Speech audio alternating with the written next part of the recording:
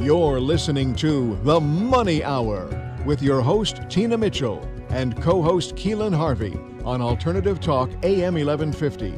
Now, back to the show with local mortgage experts Tina Mitchell and Keelan Harvey. Welcome back to the Money Hour on 1150 AM KKNW. I am your host, Tina Mitchell. And I am your co-host, Keelan Harvey. You're local mortgage experts. It's a great day to talk money, and that's what the show is all about, how to make money, how to save money so that you can have a better quality of life for you and your family. If you're hearing our show at a different time or day, you are listening to a rebroadcast, but we can connect you with our guests. Call the show at 1-855-400-1150. Again, that's 1-855-400-1150 or online at themoneyhour.com. In studio right now, first time that she's been here, we have Pam Ranch with Keller Williams Realty Puget Sound. 10 ways to help agents. Pam, I'm so excited to have you here with us today. Thank you for joining us. Thank you for inviting me. It's a pleasure to be here. And a little bit about Pam. Pam is the team leader with Keller Williams Puget Sound, head of the executive leadership team, and master coach for the top 20 agents in the office. Furthermore, she is a founding member of John Maxwell Coaching, Training and Speaking Program, as well as a certified DISC trainer, past president of South King County Women's Council of Realtors, certified trainer, and Stephen Coveys for Discipline of Execution and Keller Williams MAPS leadership coach. Pam's true passion is coaching and consulting. Her approach is specifically analyze the needs of each client, utilizing her deep and active listening of question skills acquiring during the years in business of a top consultant and trainer. Once the needs, hopes, and dreams of individuals evaluated, she supports the individual to develop a very specific program and action plan uniquely designed to help them achieve success in every aspects of their lives.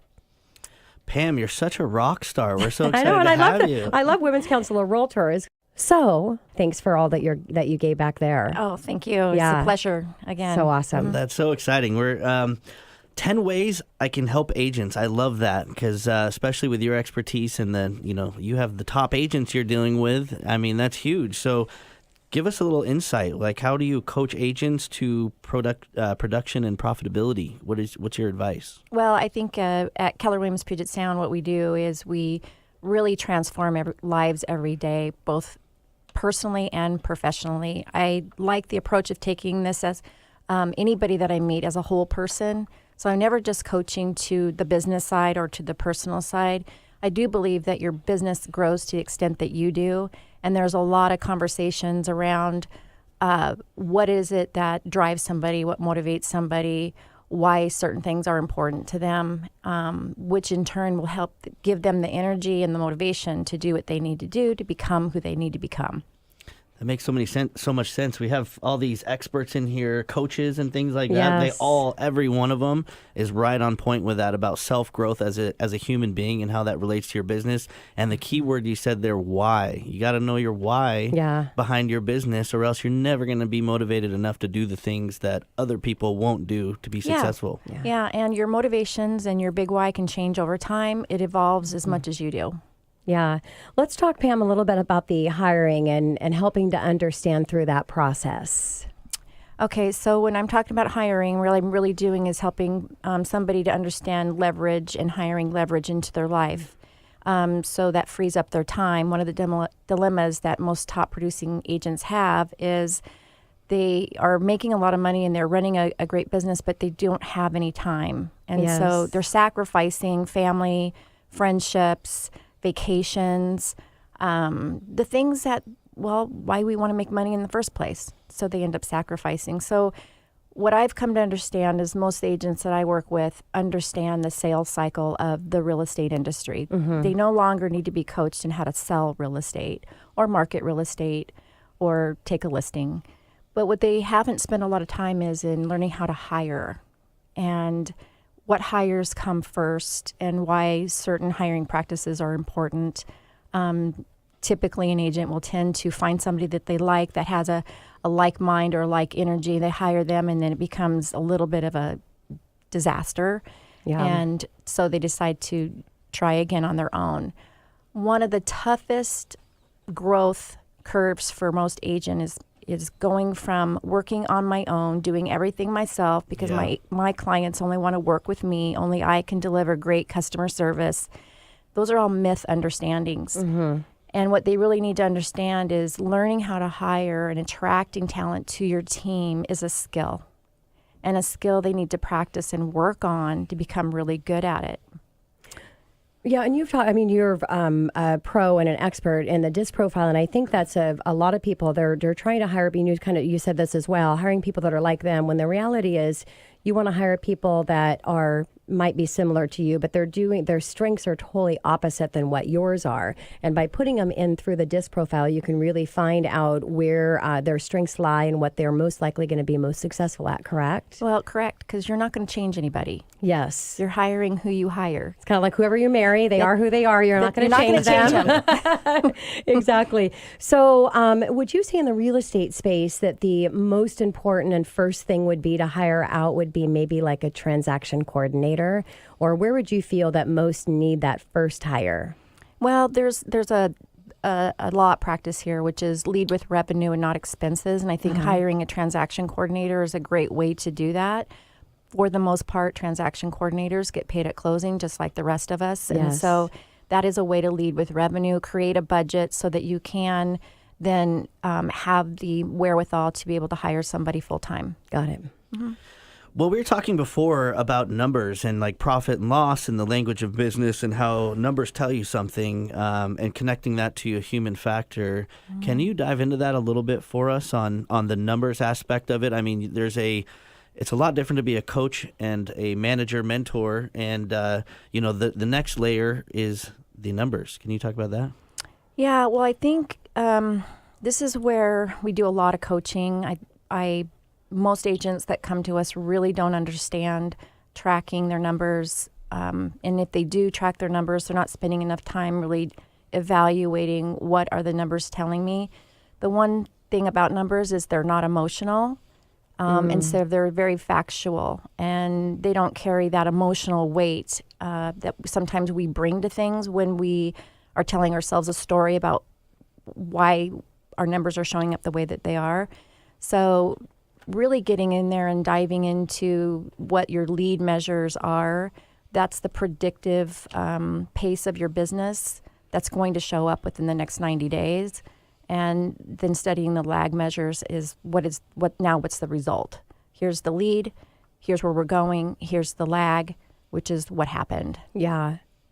And so you said telling a story, that kind of leads us into the next question that I'd like to ask you is really around mindset. And I think especially for solo entrepreneurs, the mindset can be a really devastating piece of their success. So how do you coach around mindset and to really get people into the best mindset so that they stop getting in their own way and creating their own failures based on that mindset? Well, I think 90% of everything we're talking about here is mindset. Yes. And so really listening to whoever's in front of me and asking questions and asking additional questions. So we like to term that as 3 deep. So we start on a subject and we ask another question to get clarity. And when that happens, transformation is allowed. And people start to hear themselves even talk through something, and their aha isn't because I gave it to them. It's their aha because they actually know the answer. Mm-hmm. My job as a coach is to just draw that out of you and then put some action steps behind that. Yeah. That's really cool, Pam. It's like your self-discovery, and you know it inside. It's that maybe subconscious voice that you have that you bring out to the forefront where maybe somebody else can finally give you that aha moment and enlighten to you of your reality. And that's huge for people. Specifically, how do you coach an individual to their future self-growth plan, like an individual and their future? Great question. So we have a tool that we use. It's a 2-part tool. So one thing I need to understand is where they've been, and then I look at where they're going. So we do a life story and a future self. Mm-hmm. So those 2 tools. I spend a lot of time with agents, and it's a slow process, but it's necessary for them to really understand the patterns that they're living out in their life and or reliving, and what needs to change or what needs to happen so they can actually step into the future self. Yeah, it sounds so beautiful. It does. You said an interesting word, story, right? As humans, we all tell ourselves a story so we can be in that normal space, and then you live by that story. And somebody, one of my mentors, I won't say names, but he's big dog in the finance. He says, the truth is as you believe it and perceive it to be, but not how it really is. Mm-hmm. And if you think about that on a deeper level, it's so true for people, because it's not, your filter is not how it really is. No, there's I like to think of it as you have like two minds or two brains. You've got your subconscious mind and you have your conscious mind, and it's your subconscious mind that's driving the bus. Yeah. And so, we are telling ourselves stories every day. You woke up with one and I woke up with one this morning, and we're living out that story right now. Yeah. So, Pam, I'm really into time efficiency, time management. So let's talk about how you help your students in time effectively and leadership integrity, and how those two come together. I think they come together through accountability. But what we do is we set out a plan. It's their plan based on their goals. We bring it down to a focus tool that we check in once a week, and they operate out of. When someone meets with me, they bring their it's called a 411. Stands for 1 year, 1 month, 4 weeks. They bring that in. We check off the list what's happening. We make agreements about what we're going to do until the next time that we meet, and understand how they're going to get it done. And so the last piece of that is the most important piece, which is the accountability piece. Yeah. Yep. Let's talk about, you mentioned time blocking, and I'm a fanatic of time blocking almost as much as Tina. Tina's like obsessed with it, and she's so good at time blocking.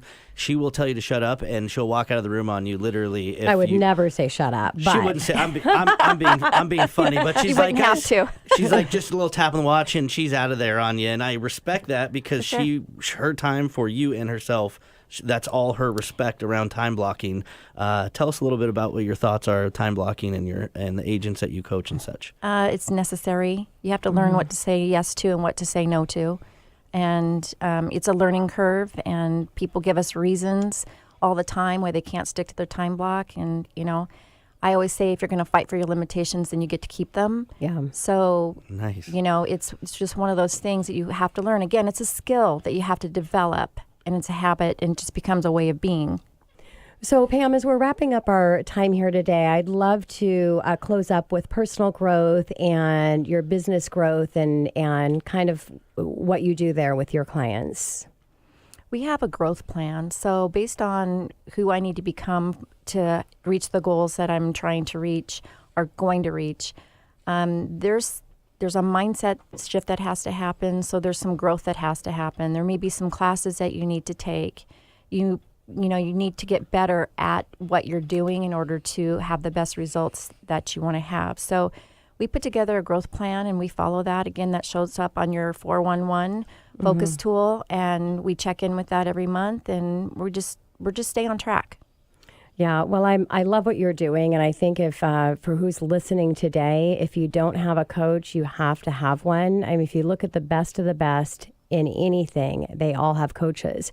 And just like Pam's saying, that accountability to keep you on track, to really ask the right questions so that you can come up with your own brilliant answers that are just waiting to come out. Yep. And ultimately that you can, live the life that you're meant to live. Pam, thank you so much for joining us in studio. And look forward to having you back. Yeah. Thank you.